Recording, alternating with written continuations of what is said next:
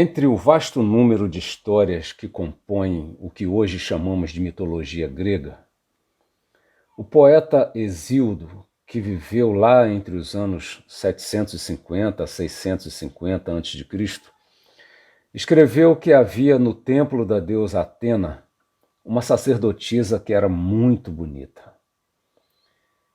Ela tinha uma linda cabeleira, tinha um porte muito elegante, mas para ser sacerdotisa ela tinha de se manter casta. Mas sua formosura era um atrativo para os homens e deuses de todos os tipos e locais que costumavam ir ao templo não mais para fazer suas oferendas, mas para contemplarem a tal sacerdotisa, que chegava a causar inveja até à própria deusa Atena. Os homens ficavam boquiabertos, ficavam paralisados diante da sua beleza. Entre os atraídos estava o tio de Atena, o deus Poseidon.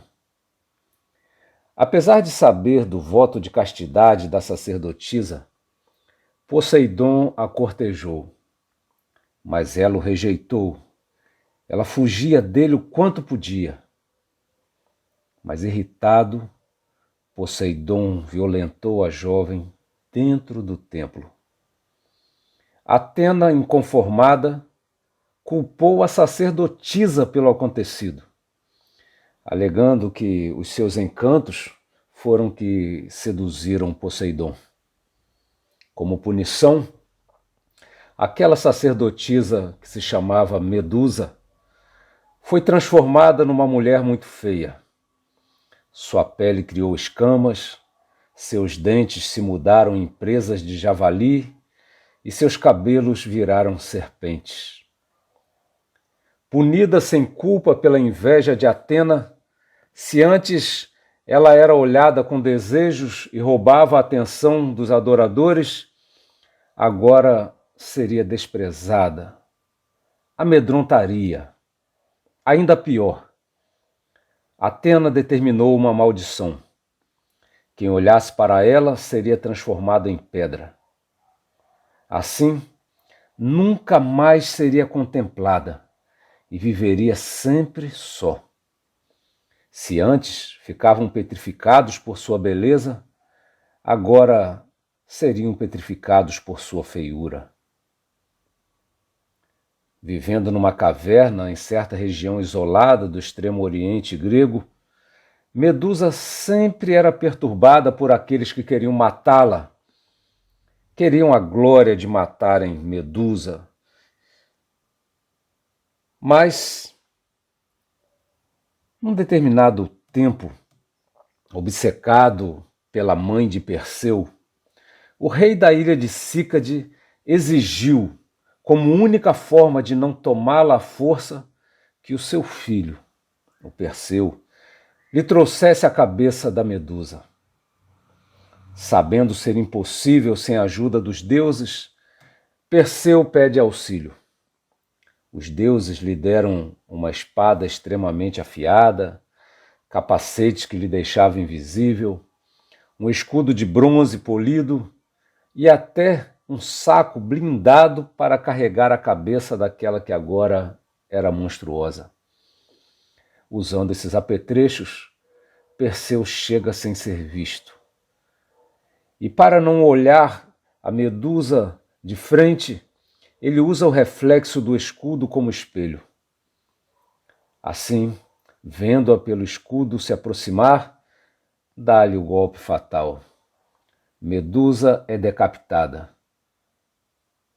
Pobre Medusa, retratada por sua monstruosidade, na verdade era apenas vítima da brutalidade, da obsessão dos homens, da inveja das mulheres e das malícias dos poderosos.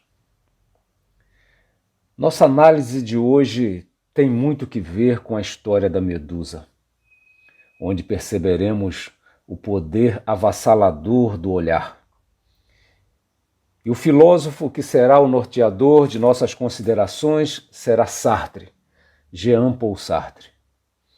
Em sua obra O Ser e o Nada, Sartre analisa a consciência humana como um fluxo, um movimento, uma ação. Ação de conhecer, ação de compreender. Mas as pessoas pensam que o que a consciência compreende é a própria consciência. Não. A consciência não é o seu conteúdo. O conteúdo é o que ela reúne, mas não é ela. Sartre também analisa a consciência como um ser para si. Quer dizer, um ser que se volta para si, que se percebe. A consciência é consciência de si. Mas entre o que a consciência é e o que ela concebe de si mesma, existe uma fissura, um tipo de abismo. A esse abismo é que Sartre chama de nada. Como um fluxo, a consciência segue percebendo, segue conhecendo o mundo como coisa que pode ser conhecida, enquanto ela é aquela que pode conhecer. E nesse processo de conhecer, um fator pode fazê-la se reconhecer, perceber a si mesma, ser consciência para si. E para nos ajudar a entender, Sartre faz a seguinte ilustração. Imagine que você se encontrasse sozinho em uma sala qualquer e ali você vê uma fechadura. Nessa fechadura há um buraco. Aí você é tentado a olhar por ele. Quando você olha através dele, vê pessoas e elas não sabem que você as observa. Você vê sem ser visto. E isso, de certa forma, lhe empolga. Só que, de repente, você ouve um barulho. E quando se vira, você vê que há um outro buraco de fechadura. E percebe através dele que há um pequeno olho lhe observando. Você está sendo visto. E agora tudo muda. Aquela sensação confortável dá lugar a um total desconforto. Chega a beirar o insuportável. O olhar do outro lhe envergonha, lhe petrifica. Todos tememos, de uma ou de outra forma, aquele olhar que pode petrificar. O que olha na fechadura não ficaria constrangido se quem lhe observasse fosse, por exemplo, um simples gato. Mas é o olhar do outro que faz a diferença. O outro que pode pensar livremente o que quiser sobre você. Você não tem controle sobre o pensar do outro, como o outro não tem também controle sobre o seu. Portanto, o outro lhe julga como quer, e sua imagem está em jogo. Está em jogo a sua identidade. Antes do olhar do outro, a minha consciência, a sua consciência, cada consciência conhece.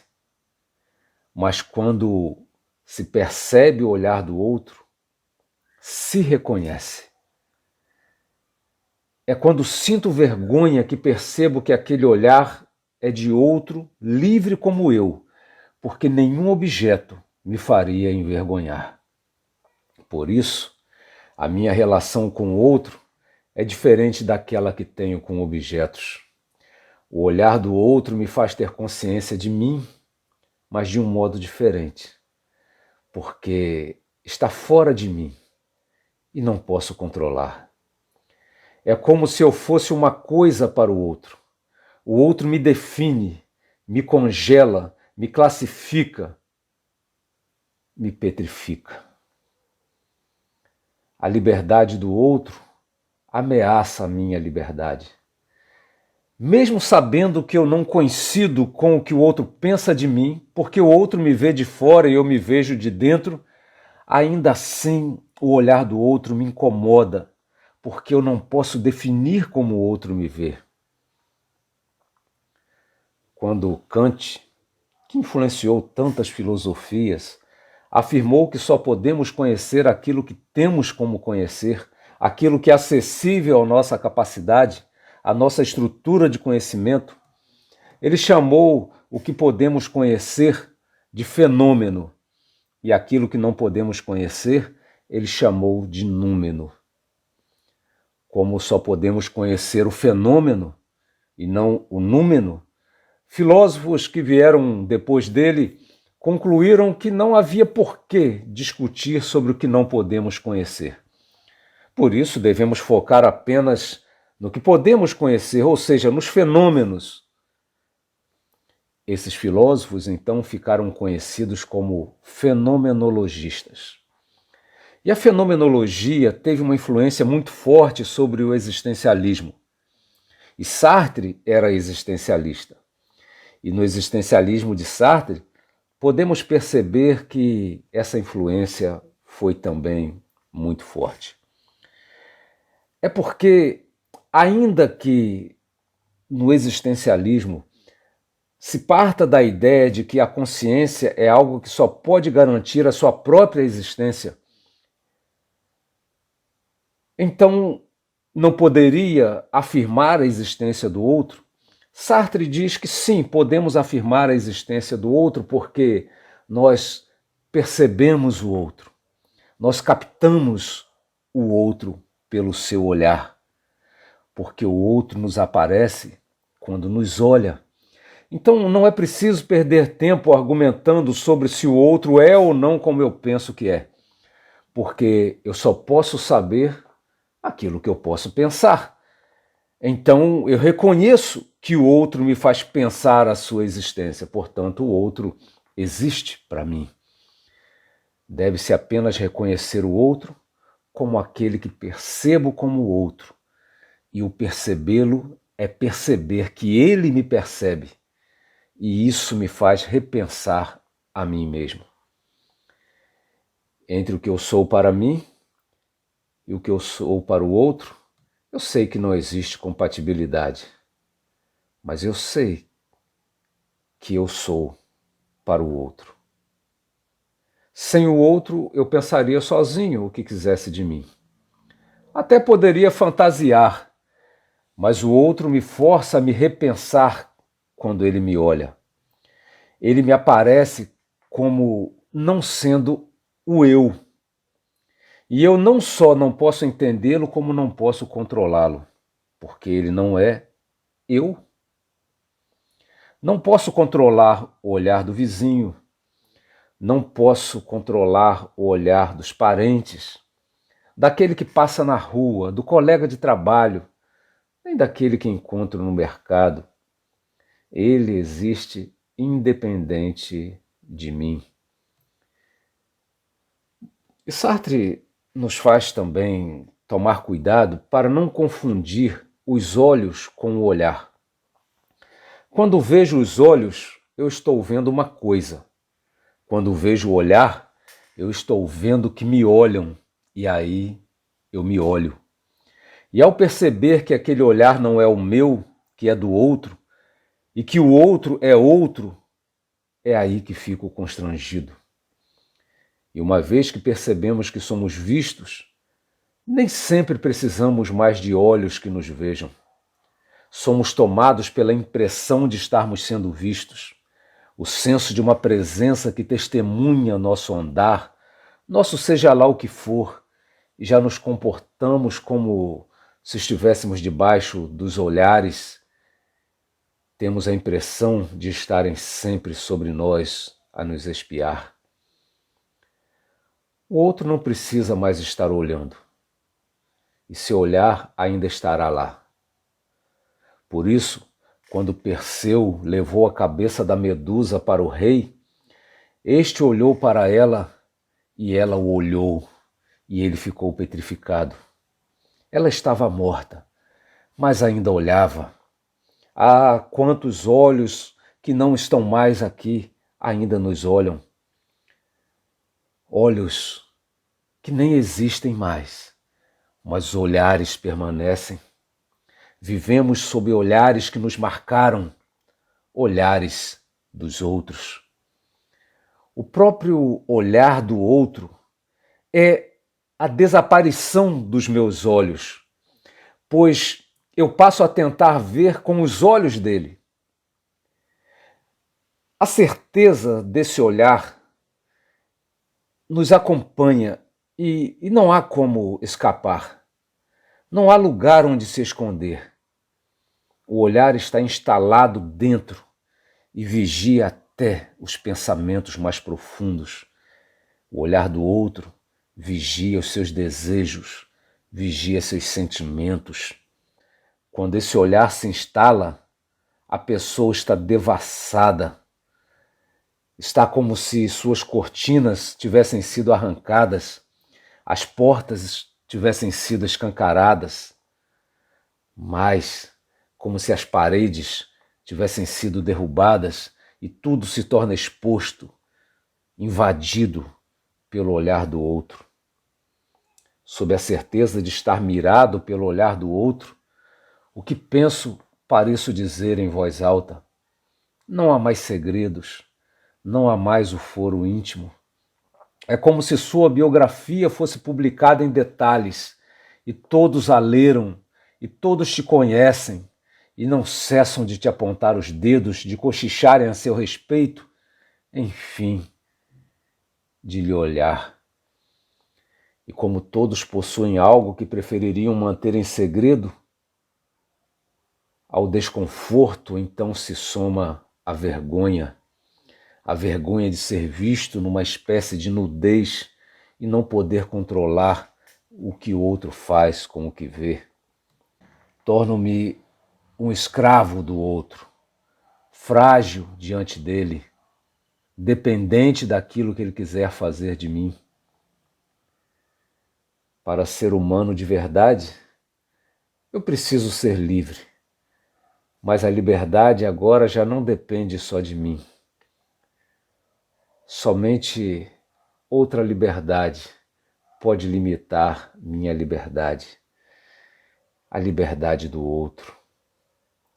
Na peça de Sartre, chamada Entre Quatro Paredes, ele simula que o inferno teria como tormento não castigos físicos, mas as acusações mútuas entre as pessoas, em que o olhar de um inferniza a vida do outro. Aí, numa cena, um personagem chamado Garcim, atormentado por ser visto como covarde, implora a uma tal companheira de sofrimento chamada Inês que pelo menos ela entenda que ele não é um covarde, que ele havia fugido da guerra não por covardia. Mas a isso ela responde: você é um covarde, Garcim, porque eu quero que você seja um covarde. Eu quero, compreende? Eu quero. No entanto, veja só, veja quão fraquinha eu sou. Eu sou apenas o olhar que está vendo você, um pensamento incolor que está pensando em você. Ah, essa Inês era uma medusa petrificando com o olhar para quem lhe olhava. E Inês continua: eu, sozinha, sou toda uma multidão. A multidão, Garcim, a multidão, compreende? A multidão murmurando: covarde, covarde, covarde, covarde. É inútil fugir de mim, eu não deixarei você. Você está procurando esquecimento? Ah, mas eu não esquecerei de você. É a mim que você tem que convencer. A mim. Olha, que situação é essa? Infernal. Muito semelhante e muito diferente também foi o fato que eu descrevo agora. Quando Pedro, o apóstolo, negou ser amigo de Jesus, ele não estava sozinho. Mas aqueles olhares estavam em outro patamar. Como para Garcim, o olhar que importava era o olhar de Inês. Para Pedro, o olhar que importava não era realmente o olhar da turba. A princípio ele tentou se esconder do olhar da turba. Mas quando Jesus olhou para ele, Pedro caiu em si e chorou amargamente. Aquele olhar era o olhar que importava. Quando Jesus olhou para ele, ele se viu como nunca havia visto. O efeito do olhar dos demais se tornou irrelevante. Aquele olhar doeu. A vergonha tomou conta dele como nunca antes havia tomado. Não havia como fugir. Dali, Cristo foi levado para o palácio de Pilatos, daquele para o de Herodes, daí de volta para Pilatos e de lá para a cruz. Eles não puderam conversar mais por 3 longos dias. Mas certamente o olhar de Cristo o acompanhou. Para onde Pedro olhava, o olhar lhe acompanhava. Como disse Sartre, quando olho os olhos, percebo que eles estão a certa distância de mim. Mas quando percebo o olhar, é porque ele já está em mim. Como fugir daquele de quem Davi nos Salmos havia escrito: Senhor, tu me sondas e me conheces. Sabes quando me assento e quando me levanto. De longe penetras os meus pensamentos, esquadrinhas o meu andar e o meu deitar e conhece todos os meus caminhos. Para onde fugirei da tua face? Se subo aos céus, lá estás. Se faço a minha cama no mais profundo abismo, lá estás também. Se tomo as asas da alvorada e me detenho nos confins dos mares, se eu digo as trevas com efeito me encobrirão, e a luz ao redor de mim se fará noite. Até as próprias trevas não te serão escuras. As trevas e a luz são a mesma coisa para ti. Nem os meus ossos te foram encobertos.